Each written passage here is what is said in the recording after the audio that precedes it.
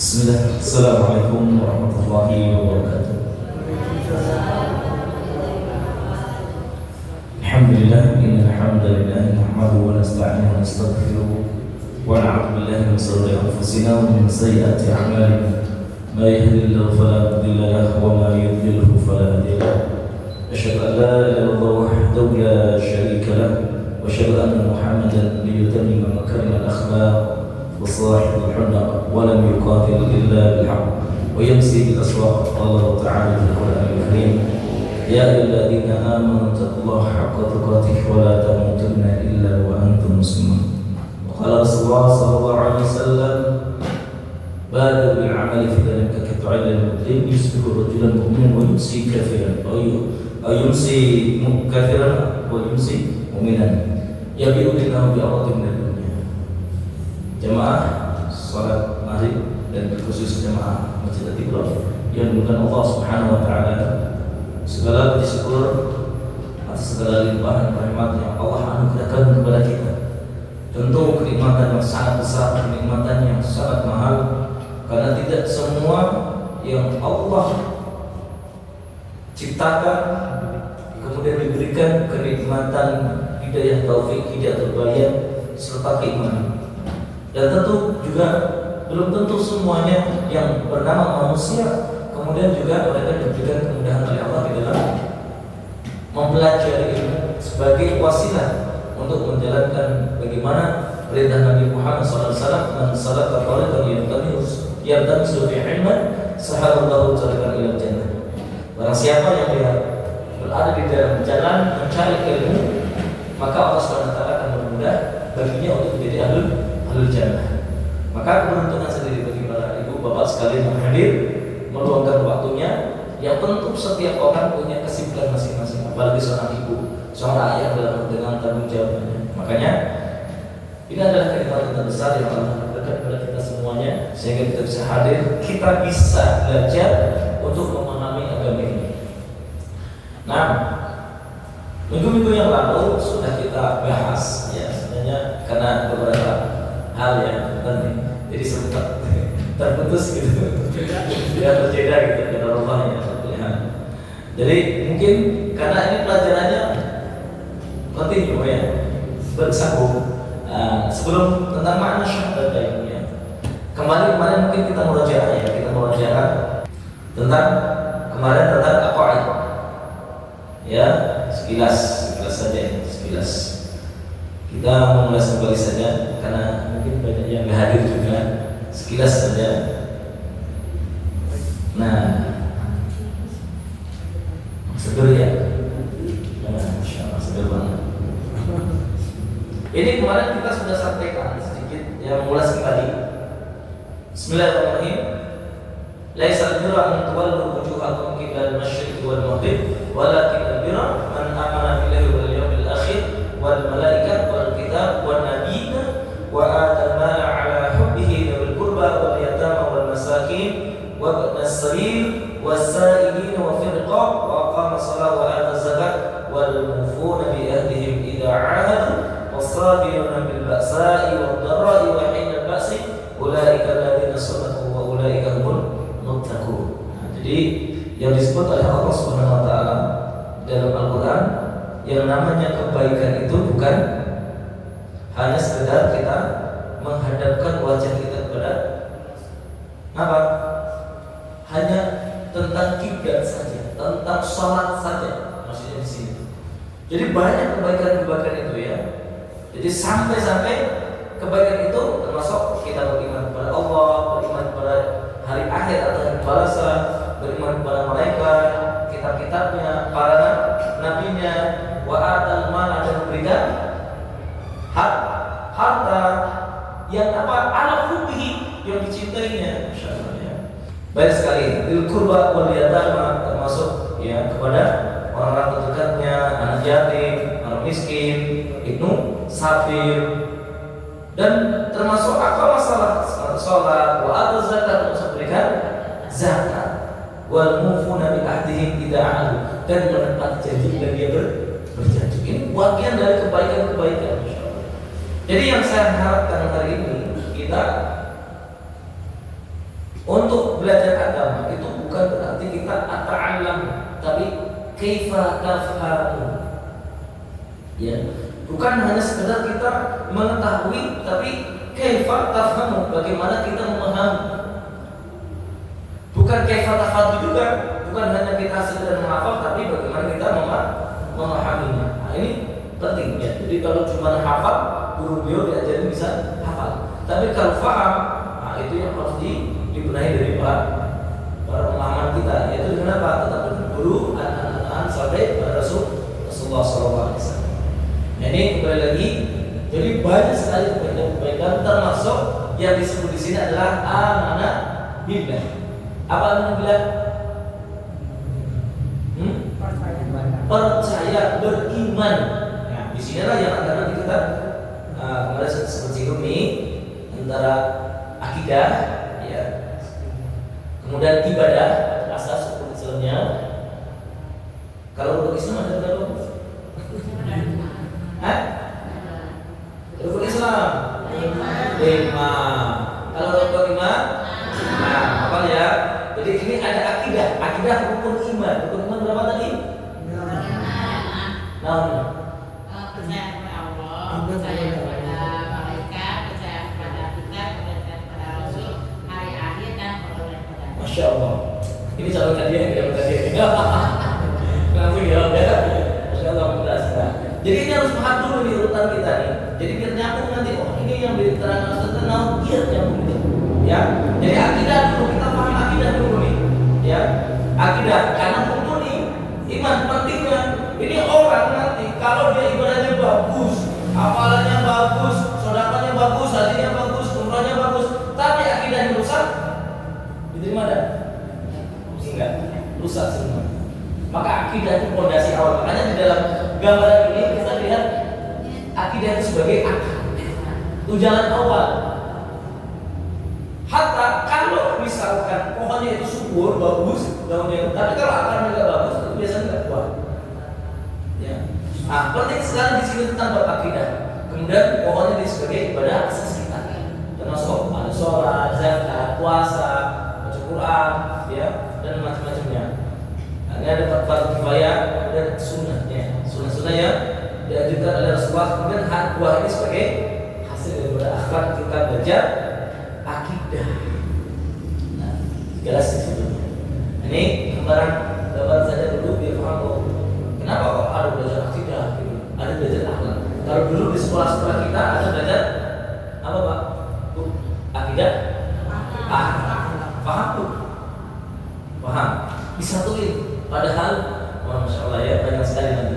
Oke, ini mengingat yang pertemuan kemarin dan masih banyak lagi sederhana saja sebagai gambaran pokok pohon yang harus kita banyaklah dari baik dari akidah, ibadah asas, fardu kifayah, ibadah sunnah termasuk akhlak hasil daripada belajar akidah yang benar. Nah, sekarang kita belajar tentang syahadat.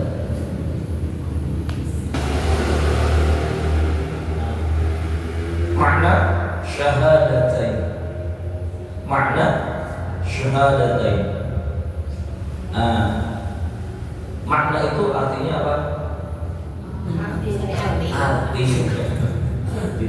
Makna syahadat, arti atau maksud daripada syahadat. Dan inilah yang difahami, yang sangat diinginkan oleh para orang salaf terdahulu. Kita mampu memahami. Jadi nanti ibu bapak, kalau ibu bapak sudah belajar bahasa Arab, nanti kita akan mengenal tentang bahasa Arab itu ada 2 versi. Ya, ada 2 versi. Versi pertama, bahasa Arab lughatul Arabiyyah qabla nuzulul Quran. Bahasa Arab yang dimana bahasa Arab ini adalah dia sudah ada sebelum Quran turun. Dan itu sehingga nanti akan menghasil tentang bahasa-bahasa tata bahasa termasuk nahwu sharaf itu adalah ilmu teori daripada ilmu bahasa Arab. Yang itu nanti kalau kita pelajari ilmu itu ada salah dan ada benar. Kemudian ada bahasa Arab yang dia apa? Lughatul Arabiyyah ba'da nuzul Quran. Bahasa Arab setelah diturunkan Al-Quran. Pertanyaannya nanti ada enggak perbedaan perbedaan di antara bahasa Arab dengan bahasa Arab sebelum turunnya Al-Quran adalah bahasa Arab setelah Quran. Ada bedanya nggak? Pasti ada. Jadi kalau dalam bahasa Arab namanya istarak, ada persamaan. Wa istilafan, ada perbedaan. Nah, perbedaan di sini bahasa Arab sebelum turunnya Al-Quran setiap huruf itu sama. Al-Kitab ada alif lam, ada huruf kaf, ada huruf ba, ada a, ba, ta, sa. Itu huruf-huruf sama di dalam Al-Quran. Kemudian yang kedua, kalimatnya sama. Di dalam Al-Quran ada kalimat namanya as-sama, langit. Di dalam Al-Quran ada as-sama. Di dalam bahasa Arab ada yang katanya motor, hujan artinya. Di dalam bahasa Arab juga ada motor. Tetapi ketika setelah ba'da nuzulul Quran, setelah turunnya Al-Quran, mana ini berbeda dengan bahasa yang dipahami oleh orang yang ketika belajar sebelum diturunkannya Al-Quran. Kalau secara makna contoh, makna motor di dalam bahasa sebelum Al-Quran turun itu maknanya hujan. Tetapi ketika motor dimaknai di dalam Al-Quran setelah turunnya Al-Quran itu bukan hujan lagi, tapi apa? Azab dari Allah. Nanti bisa dicek. Ya, azab dari Allah. Nah, maka ini perlu dikaji nanti lebih dalam lagi. Ya, sehingga kita akan paham. Ternyata setelah ada kesamaan ada perbedaan ikhtilafnya. Perbedaannya apa? Kalau bahasa Arab yang dipelajari, yang dikuasai oleh orang-orang Arab dengan orang-orang yang tertentu yang menguasai bahasa Arab sebelum Al-Quran, itu mereka hanya mempelajari tata bahasa, benar salahnya kaidah nahwu salafnya. Tapi berbeda dengan kaidah yang dimaksud di dalam Al-Quran setelah turunnya Al-Quran. Apa? Berarti makna yang dipahami dalam Al-Quran sesuai dengan para salafus saleh dan ahli tafsir. Bagaimana pemahaman Al-Quran? Sehingga perbedaannya adalah mereka hanya berkaitan dengan bahasa. Kalau Al-Quran sudah mengenai makna atau makna yang sesungguhnya yang dipahami dalam Al-Quran yang sudah dipahami oleh para sahabat dan para nabi. Sehingga tadi perbedaannya sudah berbeda. Kalau makna secara bahasa Arab lumrah aja hujan, tapi kalau dalam Al-Quran sebagai adab. Nanti bisa dicek ayat-ayatnya. Ya, nanti itu contoh. Nah, sehingga kita memahami makna atau ini adalah sesuatu hal yang ingin dipahami orang-orang saleh terdahulu terhadap kita berbagai bagaimana memahami tentang syahadat atau kesaksian kita dan Allah Subhanahu wa taala dan Rasul. Kenapa? Karena ini adalah fondasi kunci daripada umat Islam. Kalau kita belum pernah dengar kata miftahul jannah, kuncinya surga, itu apa Bu? La ilaha illallah Muhammadan Rasulullah. Dua kalimat ini. Sehingga ini menjadikan salah satu asbab seorang kalau ingin dikatakan seorang muslim, ingin menjadi seorang muslim, dia harus bersyahadat menyaksikan bahwasanya asyhadu an la ilaha illallah, bahwasanya Allah sebagai Tuhannya dan Nabi Muhammad sebagai utusannya. Nah, makna syahadat ini adalah makna daripada dua kalimat syahadat. Nah, al-qasam, kemudian al-iqran, kemudian al-ahdu. Jadi di sini kalimat syahadat atau syahadah ini ada tiga makna. Pertama, apa? Al-iqran. Iqran itu menginformasikan. Jadi kita berinformasikan, menyatakan, ya, bahwasanya sudah bersaksi. Apapun itu bersaksi pokoknya. Nah, kaitannya dengan Allah berarti bersaksi bahwasanya Allah Maha Esa. Bersaksi kaitannya dengan Nabi berarti Nabi sebagai utusan kita, Nabi Muhammad. Saksi misalkan di persidangan, saya bersaksi bahwasanya semuanya tidak salah. Itu bersaksi, mengiklankan. Nah, al-qasam bersumpah, berjanji, ya. Wal ahdu sama berjanji, menepati janji. Maka ketika kita sudah mengatakan la ilaha illallah, tiada Tuhan selain Allah, berarti totalitas hidup kita qul inna sholati wa nusuki wa mahyaya wa mamati lillahi rabbil alamin. Ini konsep tauhid. Jadi kalau kita sudah menyatakan kita sebagai hamba-Nya Allah yang tidak ada sesuatu kecualinya dan Nabi Muhammad adalah utusannya, maka kehidupan kita mencarinya ridha Allah dalam setiap aktivitas kita. Ibadah kita baik yang ibadah mahdoh maupun baru, hatta tidur kita, hatta makan kita, hatta jalan kita, semua aktivitas kita menjadi asbab untuk ibadah. Bagaimana contoh misalnya dalam kehidupan tidur kita biar menjadi ibadah? Sebelum tidur kita wudu dahulu, kemudian berdoa, membaca istighfar 3 kali kata Rasulullah. Barang siapa yang dia setelah wudu sebelum tidur kemudian dia wudu, kemudian dia duduk di atas kasurnya, kemudian mengucapkan Astaghfirullahaladzim alladzi la ilaha illa huwal hayyul qayyum wa atubu ilaih 3 kali, maka ghufira lahu, Allah menghapuskan dosa-dosa. Itu tidurnya ibadah dan berkualitas. Nanti bangunnya bagaimana? Itu semuanya ada tatanan, aturan-aturan dalam Islam untuk menyatakan diri kita kalau sudah menyatakan sebagai seorang muslim. Ini asal itu aku berpasrah diri, aku bertotalitas menerima seluruh aturan-aturan yang Allah berikan, termasuk dalam kaidah tadi tata cara wudunya, tata cara sholatnya, makannya, hatta ke kamar mandi pun juga diatur. Tidak ada satupun di dalam Islam kecuali semua dari yang besar atau yang kecil sampai yang besar pun diatur gitu. Coba bayangkan sampai buang kotoran pun diatur gitu loh.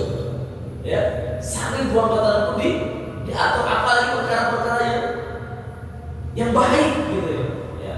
Apalagi perkara yang besar tentang kalau ada orang-orang mengatakan tolong pisahkan antara urusan agama dengan urusan negara, nggak bisa, harus satu itu. Ini bagian dari bisa kita memahami tauhid yang benar, ya, nggak bisa dipisah-pisahkan.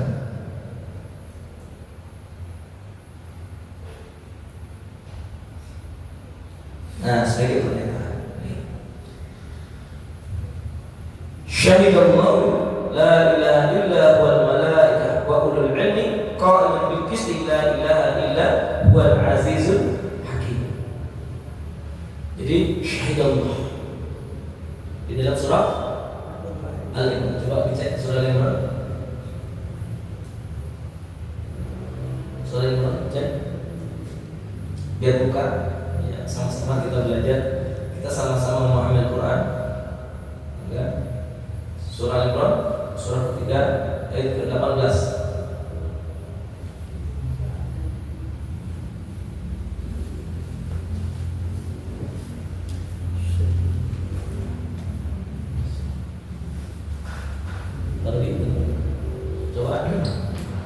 Syahidallahu, Allah menyatakan annahu, bahwasanya dia la ilaha, tidak ada Tuhan illa huwa, selain dia.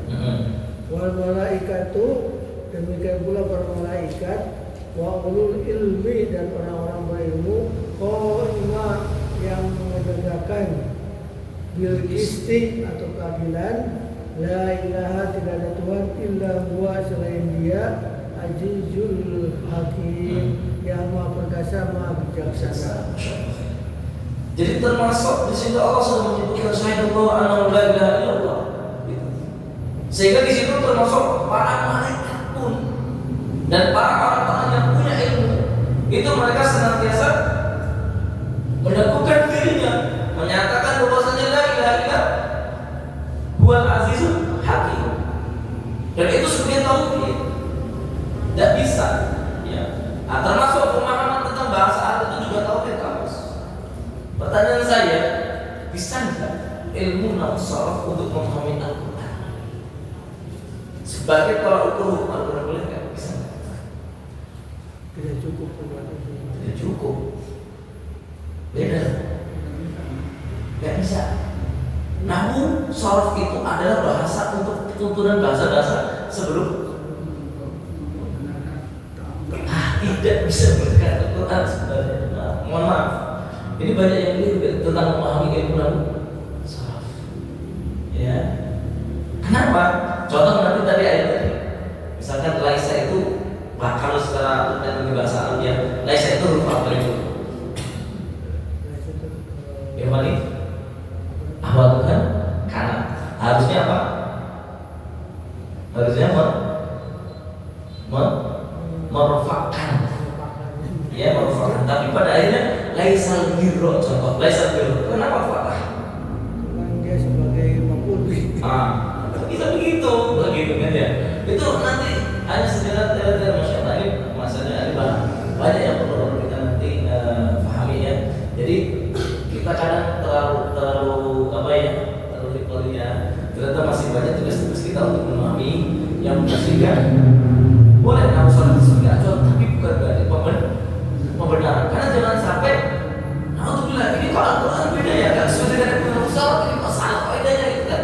Artinya Al-Quran adalah kamulah yang tidak ada sedikit kesalahan. Kemudian ini ilmu lahu shorof malah mampu mentasihkan atau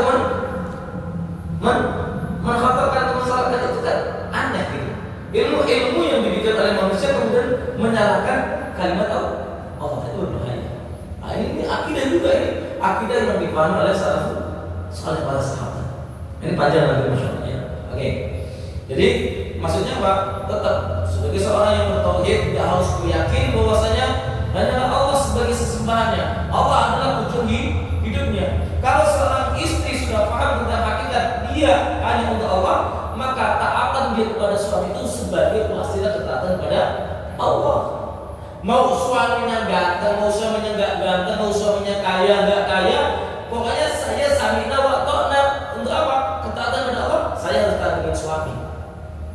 Suami mau memuji hasil masakan atau tidak itu nggak masalah. Yang penting saya ibadah, saya sudah masak Bismillahirrahmanirrahim, ya Allah saya masakkan engkau ya Allah, perintah engkau ya Allah untuk lain suami, udah selesai. Mau dapat pujian tidak pujian udah selesai. Dia cari ridha Allah.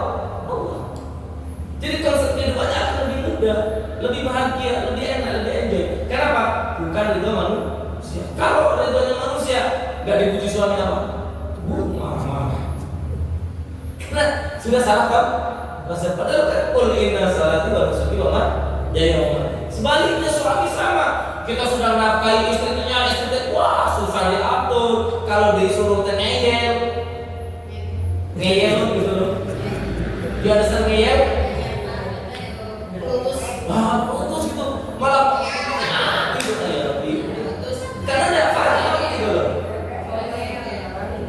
Ya. Tidak paham tujuan hidupnya sebagai seorang muslim, sebagai sudah bersahabat.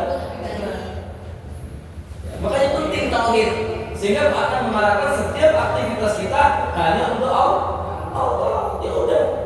Kalau ternyata dikasih istri satu cerewet, gitu, nggak mudah bersyukur, sudah itu ujiannya bukan antum gitu. Dan itu salahnya sendiri. Kenapa jadinya begitu gitu loh gitu. Ya. Karena semuanya dari ikhtiar. Dan dalam Islam itu ada namanya ta'aruf ya. Ya, ada berbagai cara-cara dalam tidak sampai itu. Makanya tadi dari perkara yang kecil sampai besar itu diatur, termasuk mau menikah apalagi itu ibadah terpanjang. Masya Allah ya. Semuanya diatur. Jadi jangan cuma asal nikah. Nah, ini bersumpah dari bersama. Walladzina yarmuna azwajahum wa lam yakul lahum syuhada'u illa anfusuhum fasyahadu ahadihim arba'u syahadati billahi innahu laminas shadiqin. Itu nanti ada dulu. Ya. Kemudian sahabat bisa dibuka ayat 24. Ya sama-sama buka ini biar dapat ibadah semuanya. Yuk, Haji ketemu. Silakan baca terjemahnya. Surat An-Nur ayat 6 terjemahnya, dan orang-orang yang menuduh istrinya berzina padahal mereka tidak mempunyai saksi-saksi selain diri mereka sendiri, maka persaksiannya orang itu ialah 4 kali bersumpah dengan nama Allah. Sesungguhnya dia adalah termasuk orang-orang yang benar. Jadi kalau ada seorang suami yang menuduh istrinya berzina, maka dia wajib untuk bila ada saksi harus bersumpah 4 kali. Sebagai standarisasi bahwasanya dia tidak berbohong. Karena kalau dia sudah bersumpah dengan Allah tuh, masya Allah, itu kalau melanggar bisa ada hukumannya. Ya, kalau sudah bersumpah atas nama Allah kemudian dia melanggar, itu berbahaya. Hukumannya hadnya besar. Ya, ada yang bilang bayar kafarah, ada yang dia sudah menghalalkan atas nama Allah kemudian mengkhianati, itu bisa masuk munafik. Makanya ini sumpahnya pasang sebagai sumpah. Nah, sumpahnya seorang yang bersaksi pun harus menyebut nama Allah, bukan yang lain. Bukan bersumpah demi bapak saya, demi mertua saya, bukan. Itu malah justru berbahaya dalam akidah. Itu justru bersumpah yang demikian itu adalah bersumpah sebagai tandingan pada Allah. Ya. Orang-orang kita biasanya mudah sekali ya, demi bapak saya, bapaknya begini. Itu harus dihindari. Kalau bersumpah harus atas sumpah kita hanya kepada Allah. Wallahi billahi tauwahi. Itu sumpah. Kalimat tidak sumpah hanya untuk Allah. Selain itu tidak boleh haram hukumnya. Nah,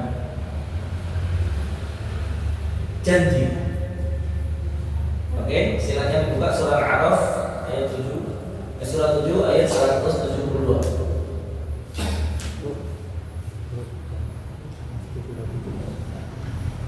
Yang cepat, becek. Ada nggak kamu? Hah? Oh 172. Baju dah kamu? Nah yang paling cepat enggak? Al-A'raf 172 artinya, dan ingatlah ketika Tuhanmu mengeluarkan keturunan anak-anak Adam dari sulbi mereka, dan Allah mengambil persaksian terhadap jiwa mereka seraya berfirman, bukanlah aku ini Tuhanmu? Mereka menjawab, betul, Engkau Tuhan kami. Kami menjadi saksi. Kami melakukan yang demikian itu agar di hari kiamat kamu tidak mengatakan, sesungguhnya kami anak-anak Adam adalah orang-orang yang lengah terhadap kesaksian ini tentang kekesaan Allah. Masya Allah. Ada janji, ya, biar apa? Biar nanti mereka termasuk orang yang tidak ghafir. Tapi kita lihat di sini ada kata duhurihim. Secara makna tadi singgung saya di awal. Secara bahasa duhurihim itu maknanya apa? Tulang sumber, tulang belakang. Kalau dalam Al-Quran, Ya. kalau dalam bahasa sebagai punggung saja. Maknanya cuma punggung. Alat dohri. Jadi cuma atas punggung. Tapi di dalam Al-Quran maknanya lebih dalam daripada itu apa? Tulang. Beda konsep, ya, beda konsep. Itu nanti harus dipahami betul ya. Sehingga harus menggunakan ilmu tafsir dan ilmu asbabun nuzul dan sebagainya nanti ya. Nah, artinya ini sebagai janji seorang hamba pada Allah SWT, dia harus punya komitmen kepada Allah. Sehingga ada istighfar yang paling terbaik yang saya mengharapkan para jemaah hadirin jangan ditinggalkan. Namanya sayyidul istighfar. Allahumma anta rabbi la ilaha illa anta khalaqtani wa ana 'abduka wa ana 'ala ahdika wa 'ahdika mastata'tu wa a'udzu bika min syarri ma sana'tu abu'u laka bi ni'matika alayya wa abu'u bi dhanbi faghfir li fa innahu la yaghfiru dhunuba illa anta. Apa itu? Insyaallah. Oh. Ibunya ditanya, Pak. Ibu jangan hafal Bapak alhamdulillah. Bu, udah hafal belum? Tapi biasanya apa kalau sendiri makan juga Tuhan. Masya Allah. Padahal itu penting. Amalan ini sepele tapi Masya Allah. Barang siapa itu yang baca syahadatul istighfar di pagi hari 3 kali, kalau dia mati dalam keadaan waktu sore sampai menjelang pagi, dia sudah menjadi ahlul jannah. Masya Allah. Kalau dia bacanya waktu sore ya, kalau pagi berarti dia siang sampai malam, kemudian dia meninggal, maka dia adalah ahlul sebagai raja, sayyid, ya, rajanya istighfar. Maka ini bagian daripada janji. Allahumma anta rabbi la ilaha illa anta. Ya Allah, tiada Tuhan selain Itu. Kemudian Allahumma anta rabbi la ilaha illa anta khalaqtani wa ana 'abduka. Dan Engkaulah yang menciptakanku dan aku adalah seorang hamba. Terus wa ana ala ahdika wa ahdika. Wa ana ala ahdika wa ahdika, dan aku ada perjanjian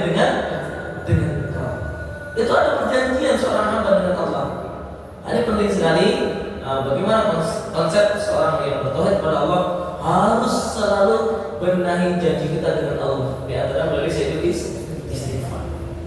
Ya. Karena itu akan membantu kita dimudahkan oleh Allah SWT menjadi ahlul jannah. Nah, jadi di dalam syahadat ini ada pernyataan, ada sumpah, ada janji. Jadi janjinya kalau dalam aplikasinya yaitu berarti kita berjanji, ya Allah saya akan melakukan hal yang terbaik, tidak ingin berbuat maksiat, pokoknya berusaha untuk maksimal. Ada pun ternyata kondisi kita terjatuh kepada maksiat, segera bertaubat. Ya, bertaubat. Karena itu adalah jalan solusi apa? Bagi orang-orang yang sudah mendapatkan dia melakukan kedzaliman atau dzalimun binafsi, maka segera bertaubat, karena tidak ada manusia yang tidak pernah berbuat salah. Insyaallah. Jadi itu. Kita sejarah lagi dulu. Ya, kita lihat secara makna, ilah secara bahasa.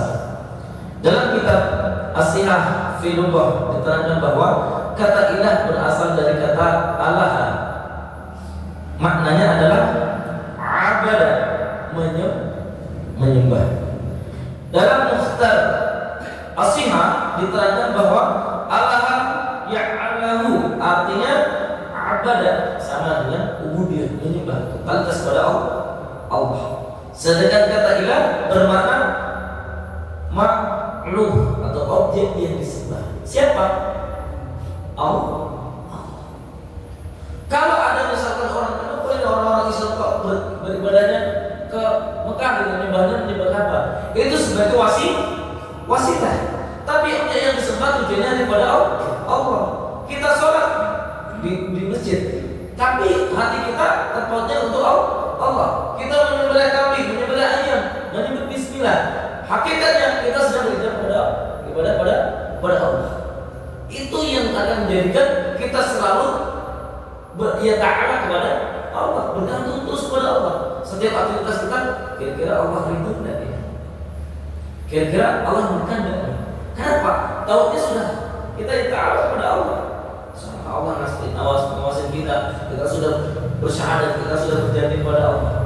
Ketika saya seorang perempuan, saya menjadi perempuan yang baik, dia akan menutup aurat, dia akan terus menjaga keimanannya, dia akan terus belajar agama, dia akan membenahi akhlak daripada kecantikannya. Ya. Karena yang dibutuhkan seorang perempuan nanti pada akhirnya bukan hanya kecantikan. Kalau kecantikan saja dia sibuk memoles dirinya tanpa memperbaiki akhlaknya, maka yang ada nanti dalam pernikahan tidak panjang. Ya, karena tidak sedikit orang-orang yang mengandalkan hartanya, mengandalkan kecantikan dan kegantengannya, itu mereka ujung-ujungnya cerai. Banyak pasangan, dan banyak kisah. Banyak mereka orang-orang kaya, orang-orang cantik, orang ganteng, tapi kehidupannya, masya Allah, karena mungkin jauh dengan Allah sehingga diuji oleh Allah dengan bercantik. Karena konsepnya salah. Ya, konsepnya dalam tujuan pernikahannya salah. Makanya harus terus dibenahi dalam ilmu, yaitu apa? Ilmu tauhid. Jadi kadang kita itu masih disibukkan dengan ilmu fikih dulu, ya, sehingga wah ilmu bid'ah, wah ini mah dolalah, wah ini mah itu. Jadi kita sibuk di situ. Coba benerin akidah dulu. Kalau sudah akidahnya benar, nanti orang itu akan belajar, akan memaksimal mungkin di dalam amal solehnya, gitu. Jadi nggak usah kita saling menyerang, wah ini mah bid'ah ini, benahi dulu akidahnya, gimana konsep ibadahnya. Gitu. Ada pun tentang ikhtilafnya di dalam kaifiyah tentang sholat, ya, ada yang mungkin bergerak, tidak bergerak, ada yang beserta dengan tangan dulu atau dengan kaki dulu, apa? Lutut dulu, itu bebas silakan. Tapi tauhid dulu lah gitu. Jadi orang disebutkan dengan fikih akhirnya bentrokan. Sudah akidahnya lemah, supaya dia tidak sedikit mudah mencela saudaranya. Wah, masjid ini mah awas hati-hati, masjid menyesatkan gitu. Mudah sekali menyesatkan, kenapa tidak paham itu? Mulai mudah menyesatkan, beda dikit, wah ini masjid menyesatkan, pemahaman orang dari mana gitu. Karena nggak ngaji, coba kalau ngaji. Karena masih menutup diri, wah kalau nggak belajar sama kelompoknya, jadi salah semua, itu juga masalah. Saya setuju dengan beliau kata Ustaz Ahmad. Jadi kalau kita belajar itu dari semua aspek silakan, mau dari nadi mangga, dari apa kasih semangga dan Muhammadiyah mangga, sama yang baik kita ambil semuanya. Itu beliau mengatakan begitu. Kenapa? Karena jangan sampai kita itu asobiah jadinya. Padahal kita tidak asobiah, tapi ternyata kita sendiri asobiah. Kalau bukan jamaah saya itu salah semua. Nah, itu jadi masalah. Padahal yuk kita sama-sama belajar tauhid dulu. Bagaimana konsep ibadah kita yang benar? Bagaimana konsep tujuan kita yang benar? Buang sama orang non muslim aja kita suruh akur, suruh toleransi. Masa sih hanya beda fikih saja, kiblatnya masih sama, Al-Qur'annya masih sama. Ya, sholat 5 waktunya masih sama. Kok musuh-musuhan gitu loh? Ya, mau kunut tidak masalah, yang penting sholat yang masalah itu kan nggak salah subuh itu masalah gitu ya. Jadi kadang anak kita lebih sibuk kepada urusan fikih daripada akidah, padahal akidah yang paling penting dulu ya. Nah,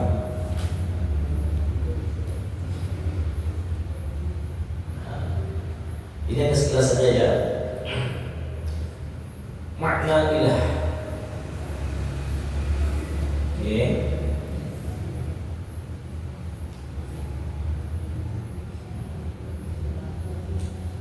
Jadi makna ilah, jadi ada al-ilah.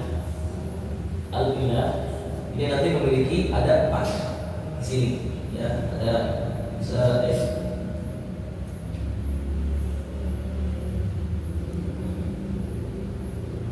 yang pertama adalah sebagai sakan ilahi, tentranya kepada siapa Allah. Ketika apa? Ketika kita diri ibadah, kita zikir, kita menyebut Allah. Fa inna dzikra tatma'innul. Wah, tulisannya gede nih. Gimana tulisannya? Tulisannya gede. Dengan mengingat Allah dia akan tenang. Pernah merasakan enggak? Justru dengan mengingat makhluk itu justru hati kita galau. Tapi ketika kita mengingat Allah, justru hati kita tenang. Ketika kita mengingat usaha, mengingat uang, mengingat istri suami, kadang kalau berlebihan justru bukan tambah senang, tapi juga galau yang ada.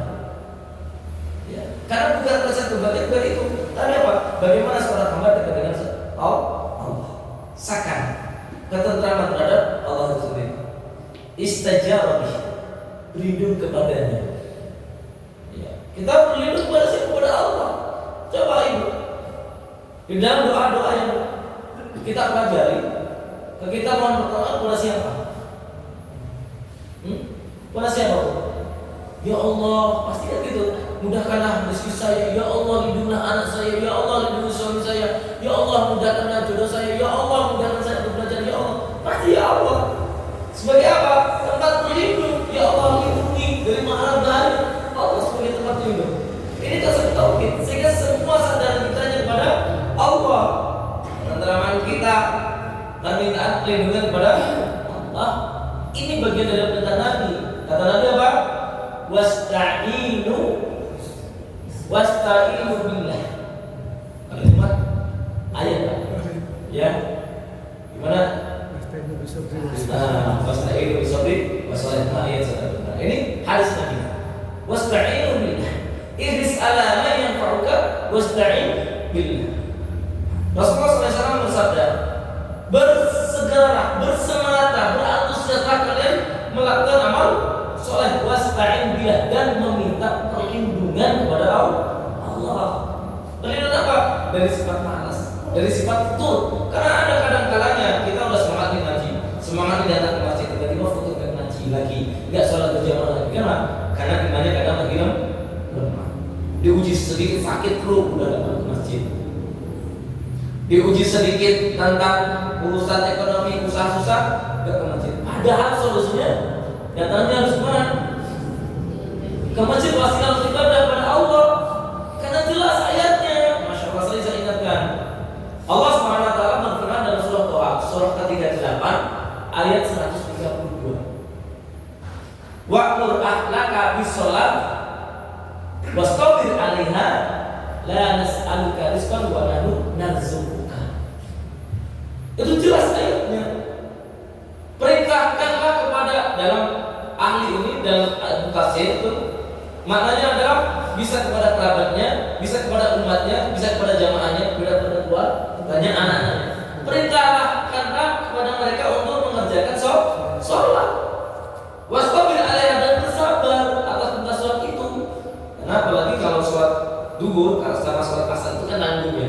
Duhur masih ada di sawah, ya sholat asar masih ada.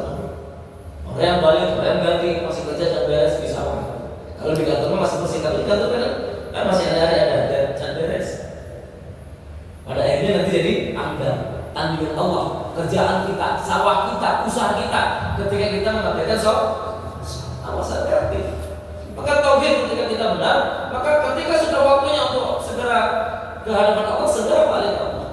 Kerjaan kita akan kita tunggu, kesibukan kita akan kita tinggalkan untuk memenuhi panggilan Allah, karena kita sadar Allah sebagai tempat kita merasa tenang, Allah sebagai perlindungan ketika kita sedang bahaya. Wasyauqu ilaihi, dan merasa rindu kepadanya.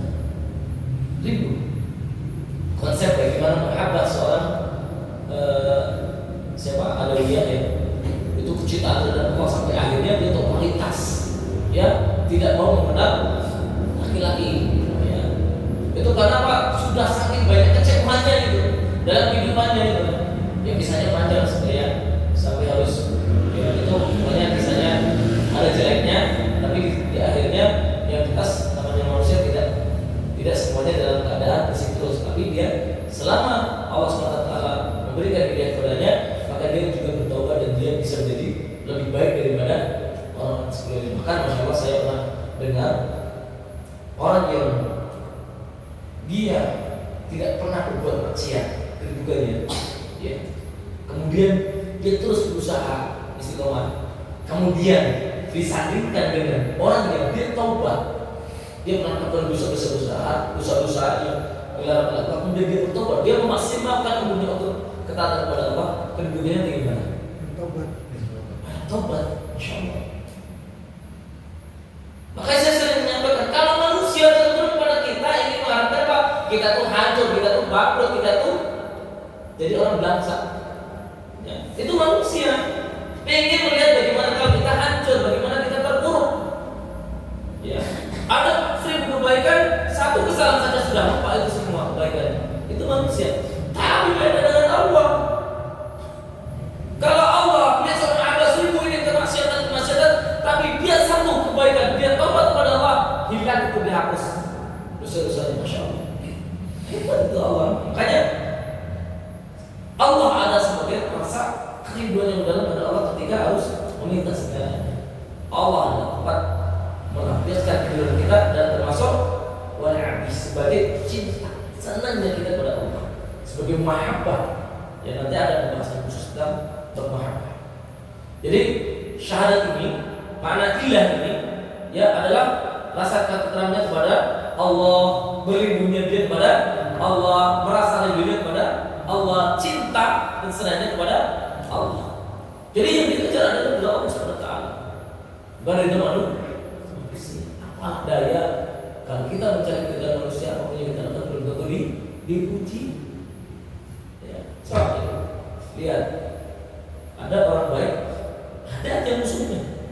Nabi saja punya musuh. Ya.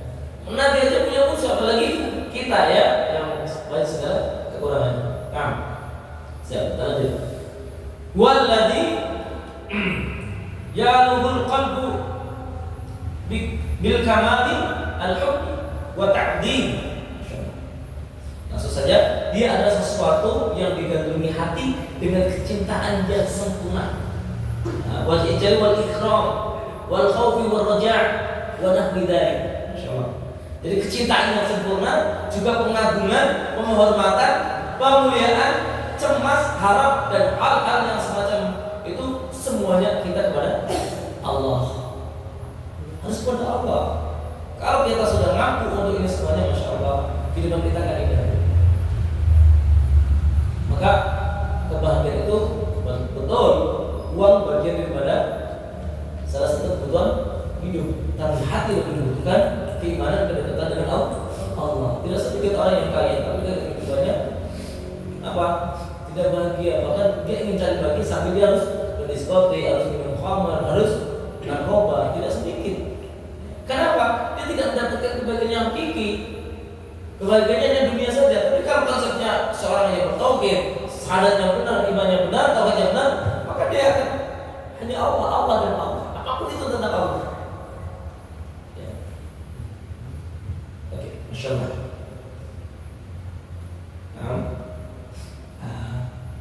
Ma'bud.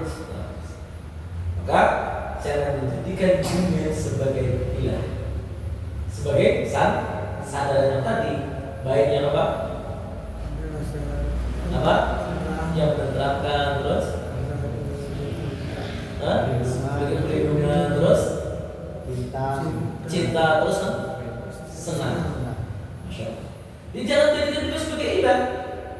Innal ladzina yarjuna liqa'ana wa radu bil hayati dunya watma'anu biha wal ladzina hum an ayatina ghafilun ulaika ma'wahum nar bima kanu yaksibun. Sesungguhnya orang-orang yang tidak mengharapkan, tidak percaya dengan akan pertemuan dia dengan kami, maksudnya dengan Allah, dan merasa puas dengan kehidupan dunia serta merasa tentram dengan kehidupan itu, dan orang-orang yang mengalihkan ayat-ayat kami, mereka itu tempatnya ialah neraka disebabkan apa yang selalu mereka kerjakan. Subhanallah. Jadi ada ancaman juga ternyata ya, ancaman dari Allah bagi siapa? Bagi ya tadi di sini ada, kalau mereka tidak mengharapkan pertemuan dengan Allah, kemudian merasa puas dengan kehidupan dunia, dia enjoy dengan kehidupan dunianya, puas. Ya. Tidak ada konsep tentang akhirat, itu kejar dunia terus, dunia dan dunia terus, ya. Merasa tentram dengan kehidupan itu. Jadi tanpa Allah mereka merasa cukup, merasa bahagia, merasa hebat. Gitu. Itulah orang-orang yang telah nanti disertai Allah ke dalam. Jadi jangan bangga, Bu. Jangan bangga. Termasuk di ayat yang tadi saya sampaikan, kalau kita lihat tafsirnya ya dalam surat Toha itu, kalau saya baca tadi 132, itu ada 131 ada perintah bahwasanya kita nggak usah melihat kekayaan orang lain. Ya, kita harus betul-betul cuma dilihat saja. Nanti kemudian lihat tafsirnya, Masya Allah. Justru itu ada nggak usah. Kenapa? Terkadang dengan kita melihat yang lain, kita akhirnya tidak bersyukur. Ya, kok orang itu ya, orang itu yang beli orang itu, kita ini tidak bersyukur. Rasa kurang terus. Dan semakin ya kita melihat banyak dengan orang lain, kekayaan orang lain, kadang kita lama-lama jadi ukuran. Maka beda dengan orang dulu. Orang dulu itu gak banyak tahu. Sekarang itu tuh cara maju itu apa tahu semuanya itu. Itu yang jadi kita ragu. Orang dulu kan bahagia, ya, gak banyak tahu orang lain. Mau orang lain mau ada yang bunuh diri kayak ada yang apa kayak enggak ini. Sekarang Pak mau acaranya di negeri orang udah kita tahu semua. Justru kadang kita malah kepo. Bahasa modern kita adalah kepo. So kepo ya. Pengen tahu urusan keluarga orang lain masih gitu. Apain gitu. Pengen tahu ayat-ayatnya para artis begini. Apain itu dosa semua itu. Gitu loh.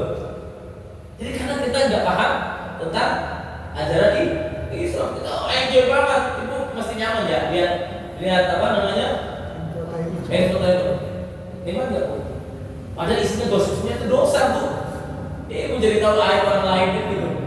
Padahal kita dilarang untuk membicarakan aib orang lain gitu. Itu dosa besar, jangan salah itu alhamdulillah ya. Karena kita karena pakai ilmunya, insyaallah itu media memang begitu. Makanya, yuk kembali lagi ya, jangan menjadikan dunia kita sebagai sandaran hidup kita. Maka dalam hidup kita adalah Allah dan Allah. Kalau sudah tujuan Allah, aktivitas kita akan kita maksimalkan untuk ibadah totalitas. Nikah kita, tidur kita, makan kita, ibadah kita, semuanya kalau tulisan untuk Allah. Karena kita yakin akan adanya pertemuan dengan Allah. Ya. Nah, sebaliknya, jangan menjadikan jin juga sebagai ilah.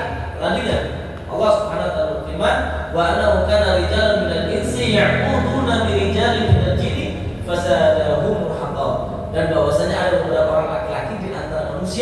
meminta perlindungan kepada beberapa laki-laki di antaranya jin. Maka jin itu menambah bagi mereka dosa dan kesalahan. Biasanya siapa? Para dukun, para pecandu-pecandu dunia. Termasuk belum lama itu ada orang datang ke rumah itu di atas, Pak, punten, ada apa Pak? Itu nomor rumah itu nomor berapa? Kenapa ya Pak? Ini saya dapat vaksin gitu. Itu nanti togen keluar tuh. Nauzubillah. Jadi udah menyadarkan semuanya pada jin melakukan Allah ya. Nauzubillah. Saya bilang Pak itu malah ada kena jin itu vaksin jin itu ya. Jadi terkenal rumah itu ternyata tiga antar gitu ya. Sampai nomor rumahnya dibeli buat. Oke, saya bilang nggak tahu ada namanya benar. Udah menyesatkan diri jin begitu. Karena sadarnya udah jin. Ya, ada yang tidak sedikit udah sampai dia menggunakan ritual-ritual lain untuk mendapatkan kekayaan dunia. Ada yang contoh misalnya babi ngepet, ada yang tuyul, ada yang itu mah khurafat semua itu gitu loh. Ya, itu bagian daripada jin-jin semuanya. Dan ini adalah larangan dari Allah, jangan bersama dengan jin. Ya. Dengan dunia jangan, dengan jin juga jangan. Termasuk orang belajar sihir juga haram, hukum tidak boleh. Ya, bahaya. Ilmu pelet, wah, saya ini suka sama sikulan nih. Model boleh tidak boleh. Pelet, bukan dengan pelet ya. Ilmu pelet, dia suka dengan kita, biar dia tertarik dengan kita. Nah, itu bagian daripada sihir juga tidak boleh ya. Jadi ini mereka yang kerjasama dengan jin. Ya, kerjasama dengan jin, maka kita dilarang. Nah, jangan menjadikan makhluk sebagai ilah. Pertanyaan saya, adakah di dunia ini yang bukan makhluk? Adakah di dunia semua ini sampai di alam semuanya ada yang bukan makhluk? Tidak ada. Yakin?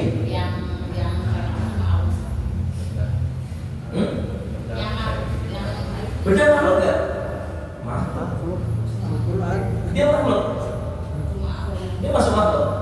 Apa? Semua yang diciptakan oleh Allah ternyata makhluk. Illa wahid, illa satu. Apa? Kalau Al-Quran itu bukan makhluk. Ya. Maka kalau kita menyandarkan bahwa kita semuanya kepada makhluk, kalau ini kan bukan makhluk. Kita baca Quran. Bapak pernah merasakan kalau orang sedih dapat masalah kemudian baca Quran ataupun sholat, saya pernah merasakan, bahkan saya pernah mendapatkan masalah yang sangat besar sekali. Itu dengan sholat, dengan baca Quran, Allah berikan kemudahan. Dan itu pernah saya sampaikan juga bagaimana saya punya jamaah orang-orang Ciparai, orang-orang Pacet ya. Beliau itu kerjaannya apa Pak? Buat terminal. Terminalnya di mana Pak? Terminalnya di laut Pak. Beliau bikinnya terminalnya di laut. Jadi kalau ada apa proyeknya di laut dulu. Nah, suatu ketika pengeboran minyak itu ditelepon sama istilahnya bagian lapangan itu, kata Allah si pipa penyelangan ke lautnya itu pengeboran itu miring. Sehingga kalau miring otomatis nggak akan mengeluarkan minyak. Dan itu pun kalau dibongkar bukan hanya ratusan juta, bukan ratusan miliar, tapi triliunan. Apa yang beliau lakukan? Masya Allah. Dia cerita, kemudian beliau kembali kepada Allah, bertobat, kemudian dia melakukan sholat. Di khusus waktu itu sholat Jumat. Kemudian dia meminta kepada Allah di situ tanpa ada obat dari manusia, maksudnya ikhtiar dari manusia. Dia berkata, ternyata setelah mereka sholat Jumat kemudian diingatkan untuk ibadah kepada Allah, apa itu pipa berdiri lurus tanpa ada yang obat-obat itu. Masya Allah. Siapa yang obat? Allah. Dia hasilnya apa? Tapi yang jelas itu pertolongan nyata kata beliau, sehingga semakin yakin nggak ada yang mampu menolong dan bersurat kecuali Allah. Coba kalau kita cerita kepada manusia gimana? Wah ini luar biasa ini. Kita punya masalah yang lain dengan manusia. Halah ini tidak ada solusi. Tapi ketika dengan Allah ada solusi dengan berbagai caranya. Makanya jangan pernah kita menyandarkan pada manusia. Allah Subhanahu wa taala berfirman, "Wa minan nasi may yattakhidhu min dunillah andada yuhibbunahum ka hubbillah walladzina amanu asyaddu hubban lillah." Dan di antara manusia ada orang-orang yang menyembah tandingan selain Allah, mereka mencintainya sebagaimana mereka mencintai Allah. Adapun orang-orang yang beriman sangat cinta kepada Allah. Beda. Kalau orang yang benar cintanya kepada Allah, tapi kalau enggak, dia akan jadikan Allah itu sebagai tandingan. Jadi antara tadi, di dalam surat Al-Baqarah ada ayat pertama itu gimana? Alladzi ja'ala lakumul arda firashan was samaa'a binaa'a wa anzala minas samaa'i maa'an fa akhraja bihi minas samawati rizqan lakum fala taj'alu lillahi andada wa antum ta'lamun. Itu ayat kalau antum perhatikan itu. Allah sudah turunkan air, berikan rezeki buat kita semuanya, kabulkan kenikmatan. Tapi kadang kita menjadikan Allah ada tandingan apa? Punten. Dari dipakai oleh Allah masih sibuk dengan kerjaannya masih itu bagian anda tandingan itu apa hati-hati. Insyaallah makanya kalau kita telah harus istighfar gara-gara bisa jadi itu dosa kita. Kalau kita nggak bisa ngaji, nggak bisa sholat jamaah, ya itu bisa jadi apa? Karena dosa-dosa kita. Harus istighfar kita sama Allah. Ya. Nah, ini beda. Kalau kecintaan seorang hamba yang dia paham dengan Allah, maka kecintaan yang besar adalah apapun tentang Allah dia akan semangat antusias. Ya. Dalam segala aspek apapun. Nah, jangan menjadikan hawa nafsu sebagai ilah besar. Ara'aita man ittakhadha ilahu hawahu afa anta takunu 'alaihi wakilan. Terangkanlah kepadaku tentang orang-orang yang menjadikan hawa nafsunya sebagai Tuhannya, maka apakah kamu dapat menjadikan pemilihan atasnya? Insyaallah. Ya.